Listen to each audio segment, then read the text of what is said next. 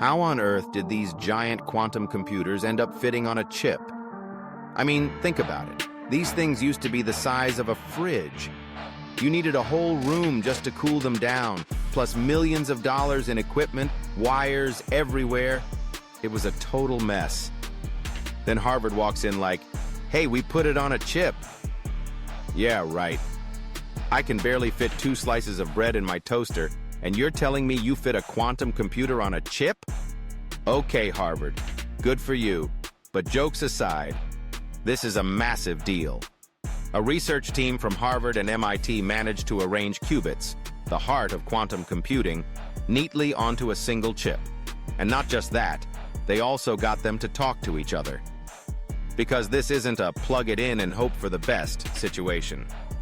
These qubits need to entangle, communicate, share information, and then perform calculations.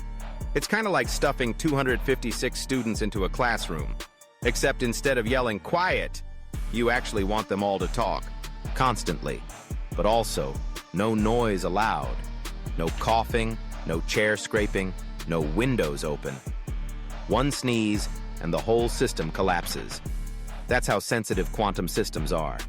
Tiny vibrations, slight temperature changes, magnetic field shifts, everything messes with them.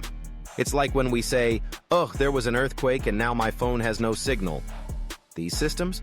1 microsecond of disruption and poof, your whole calculation's toast. But here's where Harvard nailed it. They shrunk this ultra-sensitive setup and made it stable. No more room-sized cooling units. The system now sits on a chip, runs smoothly, and most importantly, doesn't freak out every 5 seconds. So how'd they pull this off? They used real atoms. Yeah, the tiny guys you learned about in high school, with protons in the middle and electrons spinning around. They trap these atoms with light using something called optical tweezers. Basically, they grab the atom with a laser, move it into position, and say, "You live here now. You're a qubit. Do your thing." And the atom's like, "You got it, boss." Science, baby. When everyone takes responsibility for their own atom, the world's a better place. But seriously, this level of control is insanely delicate. Atoms need to be close enough to interact, but not so close they crash into each other. It's like quantum Tetris. Line them up perfectly, but don't press too hard. Building this structure on a chip is a technological leap. In the past, arranging qubits was done one by one with lasers, like building with Lego while blindfolded. Now, the chip comes preloaded. You buy it, qubits already included, just like a charger in the box, which is more than we can say for some phone companies. So, what does this mean? First, portable quantum computers might actually become a thing. Think laptops, but quantum. Introducing the QuantumBook Pro Max Ultra.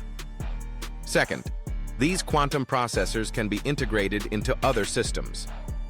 One day, your regular laptop might have a few quantum components running quietly in the background.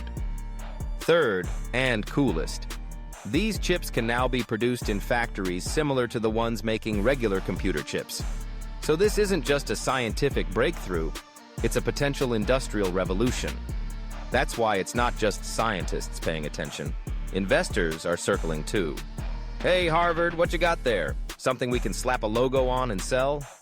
Bottom line, what used to take up an entire room and need cryogenic cooling now fits on a chip. And it's not just a lab trick.